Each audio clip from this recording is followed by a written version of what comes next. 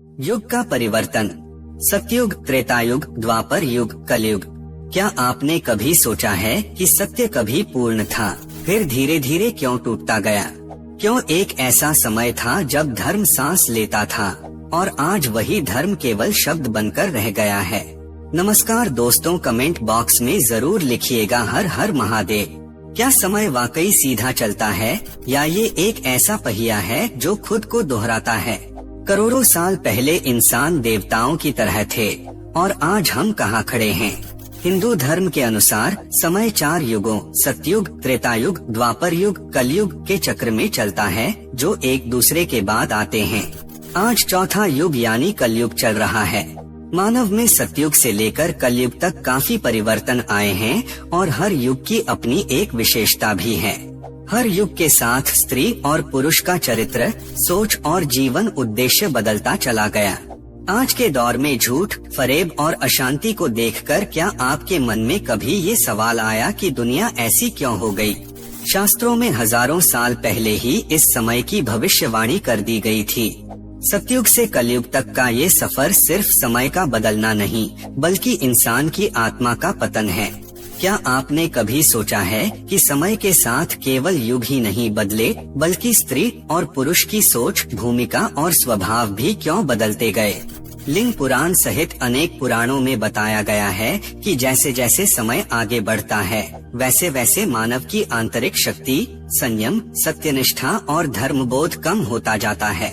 सृष्टि की उत्पत्ति के साथ ही परमपिता ब्रह्मा ने इस काल को एक निश्चित नियम और क्रम में प्रवाहित किया जिसे कालचक्र कहा गया। ऐसे ही ज्ञानवर्धक वीडियो देखने के लिए चैनल को सब्सक्राइब जरूर कीजिएगा। वीडियो को अपने दोस्त परिवार के साथ शेयर जरूर कीजिएगा। आइए पहले बात करते हैं सतयुग के। कालचक्र का प्रथम और सर्वाधिक पवित्र चरण सतयुग कहलाता है। इसे कृतयुग भी कहा गया है क्योंकि इस युग में प्रत्येक कर्म पूर्ण शुद्धता और धर्म के साथ किया जाता था। यह वह समय था जब सृष्टि अपनी सबसे सात्विक अवस्था में थी और मनुष्य का जीवन प्रकृति, परमात्मा और समाज तीनों के साथ पूर्ण सामंजस्य में प्रवाहित होता था। धर्म किसी नियम या दंड का विषय नहीं था बल्कि जीवन की स्वाभाविक अवस्था था। सतयुग में मनुष्य को यह सिखाने की आवश्यकता नहीं पड़ती थी कि क्या सही है और क्या गलत, क्योंकि अंतःकरण स्वयं ही धर्म का मार्ग दिखाता था। सतयुग में सत्य बोलना स्वभाव था, तप नहीं। परोपकार कोई पुण्य नहीं बल्कि सामान्य आचरण था। सतयुग में किसी को कष्ट देना कल्पना से परे था। सतयुग का मानव आज के मानव की तुलना में केवल शारीरिक रूप से नहीं बल्कि चेतना के स्तर पर अत्यंत उन्नत था।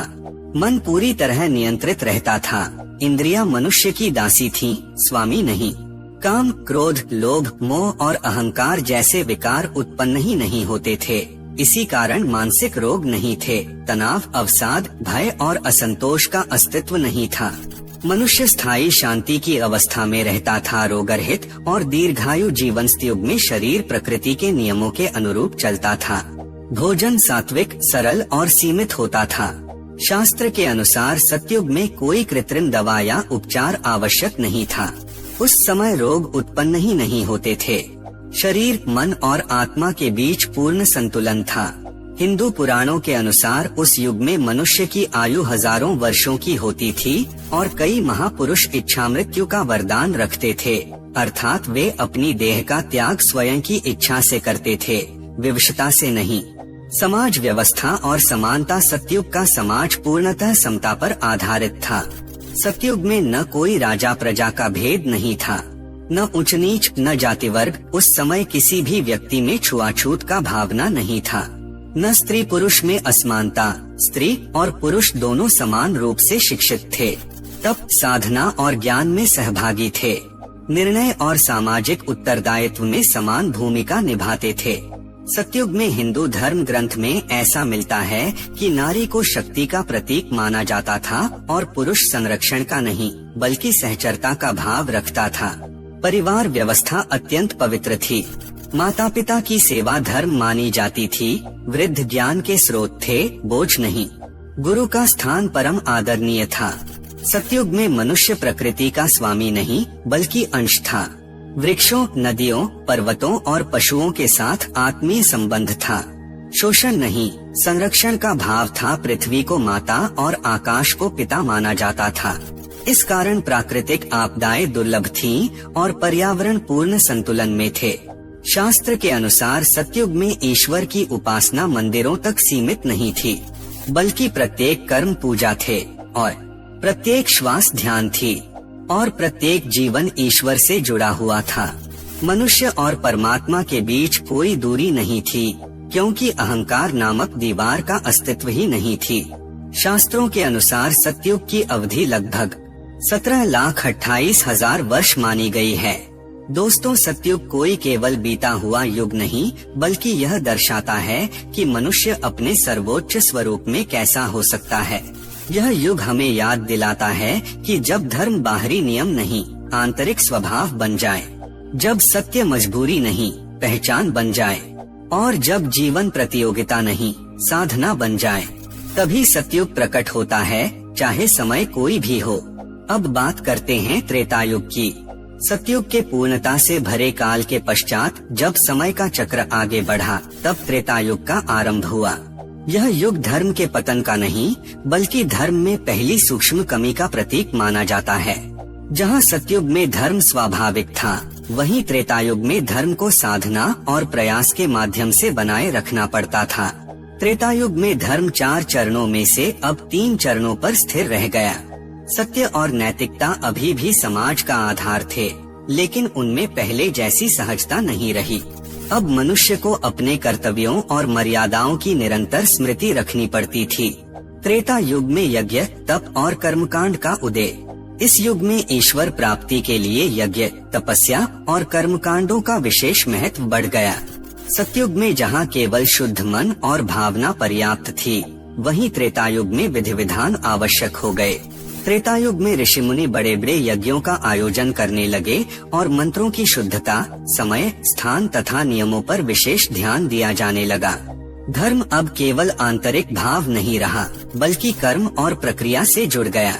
यही कारण था कि साधना कठिन होती चली गई और सामान्य मनुष्य के लिए धर्म पालन थोड़ा चुनौतीपूर्ण बनने लगा। त्रेतायुग में पहली बार मानव मन में स्वार्थ और अहंकार के सूक्ष्म बीज दिखाई देने लगे। यद्यपि यह विकार अत्यधिक नहीं थे, लेकिन उनकी उपस्थिति ने समाज की सरलता को प्रभावित किया। मित्रों, त्रेतायुग में लोग अच्छे कर्म तो करते थे, परंतु कभी कभी उनके पीछे यश, प्रतिष्ठा या फल की इच्छा भी जुड़ने लगी। यहीं से निष्काम कर्म की अवधारणा कमजोर होने लगी और कर्म के फल की चर्चा प्रारंभ हुई। त्रेतायुग युग का सर्वोत्तम उदाहरण मर्यादा पुरुषोत्तम श्री राम है। श्री राम का संपूर्ण जीवन इस बात का प्रतीक है कि धर्म केवल भावना नहीं, बल्कि कर्तव्य पालन है। त्रेतायुग में मनुष्य की औसत आयु घटकर लगभग 10,000 वर्ष रह गई।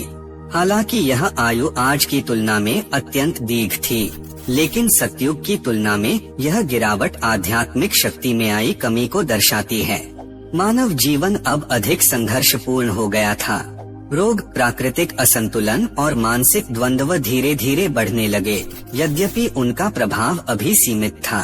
धार्मिक ग्रंथों के अनुसार त्रेतायुग की अवधि लगभग 12,96,000 वर्ष मानी जाती है। यह युग हमें यह सिखाता है कि जब धर्म सहज न रह जाए, तब उसे नियम, मर्यादा और आत्मसंयम के सहारे जीवित रखना पड़ता है। त्रेतायुग मानव चेतना के उस चरण का प्रतिनिधित्व करता है जहां अच्छाई मौजूद होती है, लेकिन उसे बनाए रखने के लिए निरंतर सचेत प्रयास आवश्यक हो जाता है। त्रेतायुग की स्त्री को धर्म, त्याग और मर्यादा का प्रतीक माना गया। स्त्री परिवार और समाज की नैतिक धुरी थी। पतिव्रत धर्म को सर्वोच्च स्थान प्राप्त था। त्याग, सहनशीलता और सेवा उसका प्रमुख गुण थे। माता, पत्नी और पुत्री के रूप में आदर्श स्थापित। माँ सीता त्रेतायुग स्त्री का सर्वोच्च उदाहरण है। धैर्य, मर्यादा और आत्मबल की मूर्ति। त्रेतायुग में पुरुष का स्वरूप, पुरुष को कर्तव्य, धर्म रक्षा और नेतृत्व का वाहक माना गया। राजा, योद्धा और समाज रक्षक की भूमिका। धर्म, वचन और मर्यादा के प्रति प्रतिबद्धता। परिवार का पालनकर्ता और संरक्षक। अहंकार के बीज दिखने लगे पर नियंत्रण में। यज्ञ, तप और शासन का दायित्व। श्री राम त्रेतायुगीन पुरुष आदर्श हैं, मर्यादा पुरुषोत्तम, सत्य और कर्तव्य के प्रतीक। त्रेतायुग में संबंध धर्म पर आधारित थे, केवल भावना पर नहीं। विवाह सामाजिक और धार्मिक दायित्व था, प्रेम में मर्यादा, व्यवहार में अनुशासन। आइए अब बात करते हैं द्वापर युग के। त्रेतायुग के पश्चात कालचक्र का तीसरा चरण द्वापर युग आरंभ होता है। यह युग मानव चेतना के संतुलन के टूटने और धर्म के निरंतर क्षरण का प्रतीक माना जाता है। जहां सतयुग में धर्म चारों चरणों में पूर्ण था और त्रेतायुग में एक चरण कम हो गया था, वहीं द्वापर युग में धर्म केवल 2 चरणों पर टिक गया। यही कारण है कि इस युग का नाम ही द्वापर पड़ा, अर्थात 2 पांवों पर खड़ा हुआ धर्म। द्वापर युग की सबसे प्रमुख विशेषता है निरंतर संघर्ष।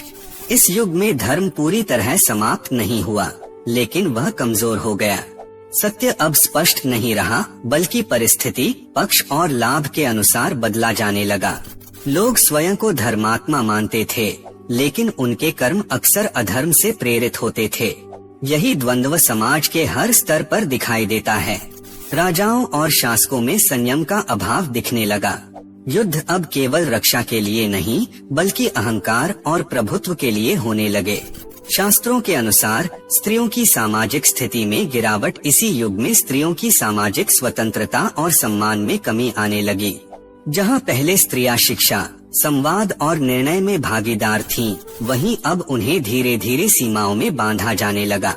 नारी को शक्ति के रूप में नहीं, बल्कि अधिकारहीन वस्तु के रूप में देखने की प्रवृत्ति बढ़ी। द्वापर युग में मनुष्य का इंद्रिय संयम लगभग समाप्त हो गया।